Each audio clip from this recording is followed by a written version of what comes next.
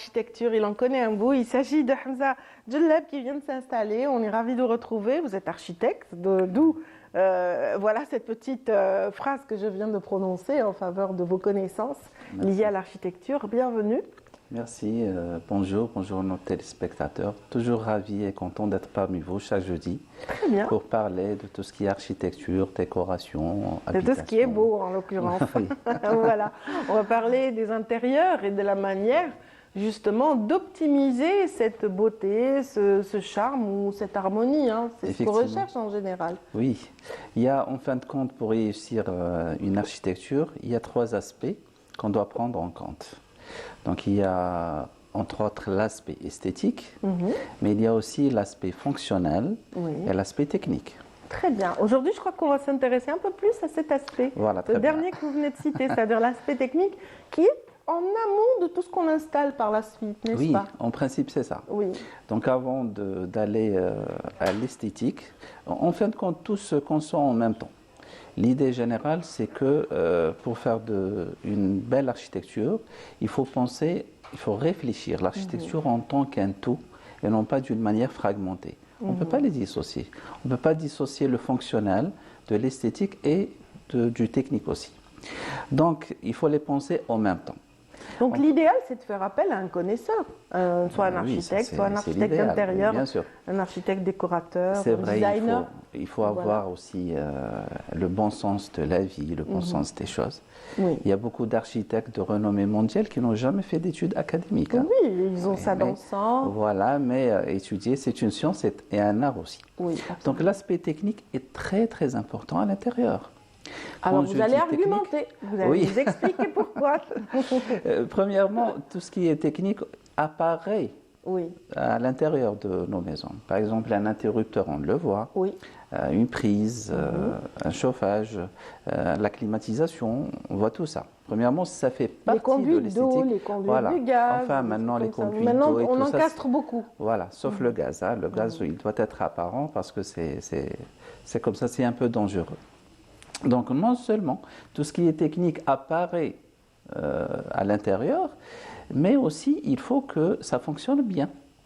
Imaginez, vous avez un endroit, une habitation très très bien décorée avec les meilleurs matériaux, les matériaux nobles et tout ça, mais il y a des fuites d'eau, il y a des coupures d'électricité, donc on n'a pas le confort. Donc le confort, entre autres, doit être technique aussi. Je l'ai toujours dit qu'il faut avoir tout un dossier technique pour chaque corps d'État. J'entends par corps d'État, donc tout ce qui est courant fort, courant faible, chauffage, climatisation, plomberie, etc. Donc c'est tout un dossier à fournir. Hein. On a vu dans notre expérience dans les chantiers, après avoir fait la peinture, mais les tableaux, toute la décoration, les rideaux, tout ça, il y a de l'électricité qui saute par là, il y a des fuites d'eau par là, donc on se retrouve dans un espace... Donc l'idéal, c'est d'avoir le schéma de son installation électrique faite par un professionnel. Bien sûr. On n'a pas ça, c'est vrai, hein, oui, en général. Il y a un schéma pour l'électricité, hein. Il y a un schéma pour la plomberie, un schéma pour la climatisation, il y a des notes de calcul pour ne pas avoir un surdimensionnement ou un sous-dimensionnement. Par exemple, vous avez une chambre de 4 mètres sur 3 mètres, il y a des calculs pour avoir le bon climatiseur. Mais le meilleur des choses, hein, c'est d'avoir une climatisation naturelle, une aération naturelle. C'est pour ça qu'on parle toujours de l'architecture bioclimatique. Oui, ça, c'est quand on a une habitation individuelle, quand on a sa propre maison, etc. Oui, même si Mais quand on est dans un ensemble architectural, une promotion immobilière ou alors... Vous voulez parler d'appartements? C'est-à-dire que tous les appartements sont prêts déjà. Oui, même s'ils sont prêts, c'est à l'architecte de faire en sorte que ça entre dans le confort, la zone de confort de l'être humain. Ça doit être réfléchi à la base, j'imagine, par les promoteurs immobiliers. Même si on nous donne un appartement orienté vers le nord, là où il n'y a pas le rayon solaire, il n'y a que l'éclairement, l'architecte, avec les couleurs, les textures, le choix des matériaux, leur réflexion par rapport au soleil, tout ça. Il doit faire en sorte que notre maison soit agréable et là où on peut bien vivre. Et qu'on puisse bénéficier de l'ensoleillement. Voilà, très bien. Très bien. Donc on a en fin de compte les CES et les CET. C'est quoi les CES et les CET? Les CES, c'est les... Je suis incapable de répondre. Donc, on a les corps d'état secondaires et les corps d'état techniques. J'entends par les corps d'état techniques donc tout ce qui est électricité. Courant faible, ça veut dire les caméras de surveillance, le contrôle d'accès, la détection d'incendie, le réseau informatique, le réseau téléphonique, le réseau de la télé aussi, tout ça. Ça, c'est le courant faible. Le courant fort, c'est plutôt l'électricité, donc les câbles, les tableaux électriques, les prises, l'éclairage, tout ça. On a aussi le chauffage et la plomberie. Et là, j'ouvre une petite parenthèse, si vous permettez. Allons-y. Concernant l'encastrement des conduites. Il y a beaucoup de gens qui disent qu'il faut les encastrer. Il faut faire la nuance entre encastrement et écrasement. Parce qu'il y a beaucoup de gens qui... Vous parlez de quelle conduite en particulier? Les conduites, entre autres... Pour le chauffage? Non, le chauffage et la plomberie. Hein. D'accord. Ils cassent le mur, ils emboîtent toutes les conduites, et ils font le rebouchage, c'est ça? Ça, c'est pas de l'encastrement. Ça, c'est l'écrasement. L'encastrement, c'est-à-dire on a des fourreaux ou des canaux comme ça, qu'on fait là où on fait passer toutes les conduites. S'il y a un problème, on peut les retirer, les réparer et les remettre. Ça, c'est l'encastrement. Il y a un système pour ça. Il y a un système. Donc, il ne faut pas qu'il y ait aussi des soudures à l'intérieur. Hein. La soudure, c'est un point faible. Donc, il y a un risque de... Donc, il y a toute une méthode de travail pour qu'on n'ait pas de problème. Une fois on y habite, hein, on habite notre maison, c'est très difficile de refaire tout ça, n'est-ce pas? D'accord. Voilà. Donc il faut vraiment y réfléchir en amont et vérifier que ce soit un appartement ou une maison individuelle. Voilà, oui. Même il faut vraiment vérifier tous les aspects. Tous les aspects. L'idéal, c'est d'aller vers qui? L'idéal, voilà. Pour se faire aider. Il faut se faire aider par un bureau d'études pluridisciplinaire. Très bien. Donc, il y a l'architecte, il y a aussi les gens qui font ces CET. Donc, il y a les gens spécialisés pour la climatisation, hein, pour la plomberie, pour tous les corps d'état techniques. Hein. C'est tout un dossier. Un dossier technique, un dossier esthétique, les 3D, tout ça avec les détails d'exécution, un côté fonctionnel. C'est faire de l'architecture, c'est pas quelque chose de simple. Très bien. Donc, alors pour pour le côté CES, c'est plutôt l'habillage des sols, l'habillage des murs, l'habillage des plafonds. Parce qu'à l'intérieur il y a trois composantes. Il y a les sols. Il y a les murs et il y a les plafonds. Absolument. Donc, qu'est-ce qu'on met dans le sol? Disons les sols souples, les sols durs, par exemple. En parlant des sols durs, j'entends les sols naturels, par exemple les marbres, les granites, le quartz, tout ça. Il y a aussi la dalle de sol, il y a le compacto, il y a... Comment les choisir? Quelle dimension qu'il faut mettre dans un endroit ou dans un autre endroit. Il y a un aspect esthétique, bien sûr, mais il y a aussi un aspect technique. D'accord. Maintenant, si on a peu de rayons solaires... C'est-à-dire que les épaisseurs, par exemple, en parlant du sol, les épaisseurs sont importantes? Voilà, très bien. D'accord. Si on est dans un sol hautement fréquenté, par exemple, pour les espaces publics, par exemple, où on a un sous-sol où les voitures peuvent accéder, donc le type de sol diffère bien sûr. Donc non seulement l'esthétique, mais le fonctionnel aussi. Maintenant, si on va transporter, acheminer un rayon solaire là où on veut, il faut que la dalle de sol, par exemple, soit brillante et claire.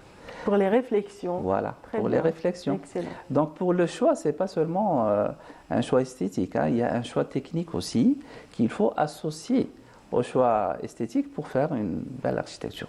Alors, donc on a aussi l'habillage des murs. Hein. Oui, qu'en est-il des murs? Voilà, l'habillage des murs, il y a la peinture, il y a le papier peint, il y a maintenant beaucoup de matériaux. Hein. Pour la décoration, on a l'MDF, l'HTF, on a l'HPL. Pour les gens qui ne connaissent pas l'MDF, c'est Medium Density Fibres. Donc c'est des copeaux de bois mélangé à une résine et pressé avec une certaine densité. Et il y a aussi High Density Fibrous qui est HDF. Bon, ça c'est pour juste D'accord, mais petite c'est vrai qu'on information pour nos téléspectateurs. on a affaire à ce jargon au quotidien, mais on sait pas, Voilà. on ne connaît Voilà. pas vraiment au fond. Comme la BA13, tout le monde connaît la BA13. B c'est bord. Oui, ce sont A, des c'est cloisons aminci. qu'on utilise, Voilà, c'est tout ce que je sais. Voilà, les cloisons, il y a aussi les faux plafonds. On parle ici des faux plafonds fixes. Très bien. Il y a aussi pour le traitement mural, il y a maintenant les murs végétalisés, là où il y a de la végétation. Oui, bien sûr. Voilà, c'est très beau aussi. C'est à utiliser en intérieur ou en extérieur? On peut les utiliser Les deux? Voilà, les deux. D'accord. Mais il y a les plans différents, bien sûr. Il y a aussi les murs en pierre, il y a aussi les murs d'eau. Je dis toujours qu'il faut faire pénétrer les trois composantes de la nature au maximum à l'intérieur pour avoir un espace très agréable, qui est la lumière du jour, l'eau et la verdure. Mais ces matériaux de décoration ont un aspect technique aussi dans le sens, dans leur choix. D'accord. On les choisit aussi pour une certaine isolation acoustique. Si on a besoin d'une correction acoustique, pour éviter les réverbérations et tout ça, et non seulement pour l'esthétique. Donc c'est bien que le concepteur, ça sera quelque chose d'idéal, quand le concepteur, le prescripteur pour votre maison, il touche à tous ces aspects. Donc non seulement technique, parce que quand on met un panneau par exemple en MDF dans un mur, on a, c'est vrai, le côté esthétique. Mais faut-il qu'il nous fasse aussi un travail, qu'il nous touche l'aspect technique aussi. Si on le met, c'est beau, et en même temps, il nous isole des bruits extérieurs, ça sera meilleur. Donc, on ne choisit pas seulement les matériaux par leur esthétique. Donc, il faut être accompagné par un spécialiste. Donc, l'idéal, c'est d'avoir une combinaison des deux dès le départ. Exactement. Même pour les plafonds. Il y a les plafonds fixes, et il y a les plafonds démontables, il y a les plafonds éclairés, pas éclairés, voilà, avec l'éclairage indirect, direct et tout ça. C'est pour ça que je dis toujours, il faut prendre tout ça en tant qu'un tout, c'est très très important. Donc faire la 2D et puis la relever en 3D pour avoir une image qui nous plaît, ça ne suffit pas. Il faut un dossier, tout un dossier technique pour ne pas avoir ce genre de problème.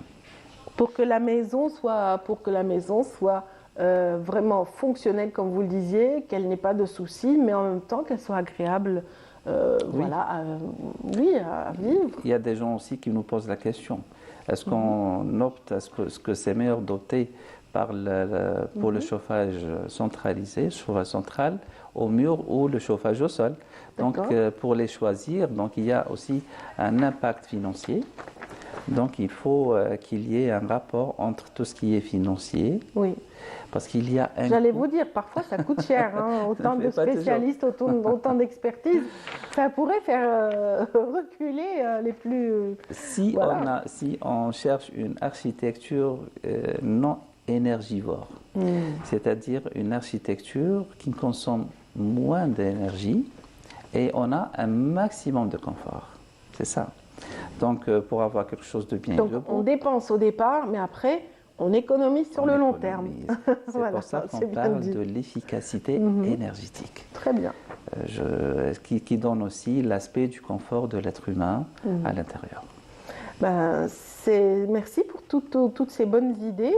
Merci pour ces conseils. Justement, j'espère que les téléspectateurs qui nous suivent ce matin pourront profiter justement de cette orientation s'ils sont en pleine réflexion par rapport à leur construction ou alors à leur installation.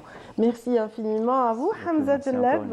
Rendez-vous est pris pour jeudi prochain pour d'autres conseils liés justement à l'aménagement de vos intérieurs et bien sûr à toute cette gestion de nos intérieurs et de nos décors.